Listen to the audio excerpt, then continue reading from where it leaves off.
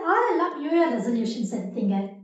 இந்த 26ல ஜனவரி மாசத்துல இருந்து நம்ம ஒரு ரெசல்யூஷன் ஆரம்பிக்கிறோம். கண்டிப்பா எல்லாருமே ஏதாவது ஒரு சின்ன சேஞ்ச் இருக்கணும்னு ரெசல்யூஷன் எடுத்திருப்போம். ரீசன்ட் டேட்டா படி பார்த்தீங்கன்னா 88% ஆஃப் பீப்புள் நியூ இயர் வந்த 10 நாள்லயே அவங்களுடைய ரெசல்யூஷன்ஸை ட்ராப் பண்ணிடுறாங்களாம். இது எதனால? ஃபர்ஸ்ட் ரீசன், நம்ம எமோஷனல் டிரைவ்னா ஒரு ரெசல்யூஷன்ஸை எடுப்போம். லைக் 1 இயர் ஃபுல்லாகவுமே வேஸ்ட் பண்ணிட்டோம், நியூ இயர்லேருந்து கண்டிப்பாக எதையாவது ஒன்றத்தை மாற்றணும், எதையாவது ஒன்றத்தை சாதிக்கணும், ஆர் எல்லாருமே ரெசல்யூஷன்ஸ் எடுக்கிறாங்க நாமளும் எடுக்கணும்னு சொல்லிட்டு ஒரு எமோஷனலில் ரெசல்யூஷன்ஸ் எடுப்போமே தவிர கோல் ஓரியன்டாக எடுக்க மாட்டோம். ரெண்டாவது விஷயம், ஆல் ஆஃப் அ சடன் ஒரு பர்டிகுலர் டேட்ல இருந்து இதை மாத்திக்கணும் இல்லை புதுசா ஒன்று ஸ்டார்ட் பண்ணணும்னு சொல்லிட்டு சடனா நம்ம ஸ்டார்ட் பண்ணுவோம். அதுக்கான ப்ரிப்பரேஷன்ஸ் எதுவுமே இருக்காது.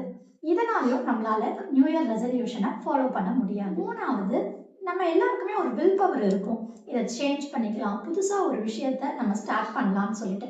பட் அதுக்கான மோட்டிவேஷன் எவ்ரிடே நமக்கு இருக்காது. இன்னொரு விஷயம், நாம எடுத்த ரெசல்யூஷனுக்கான டைம் நமக்கு சரியா கிடைக்காம இருக்கலாம். நம்முடைய ஒர்க்கிங் ஹவர்ஸ், அதர் கமிட்மெண்ட்ஸ்க்கு நடுவில் இந்த ரெசல்யூஷனை நம்மளால டெடிகேட்டடாக பண்ண முடியாது. ஸோ என்னைக்கோ ஒரு நாள் 2 நாள் நம்ம ஸ்கிப் பண்ணும்போது அகெயின் அதை ஸ்டார்ட் பண்ணுறதுக்கான மோட்டிவேஷன் நமக்கு இருக்காது.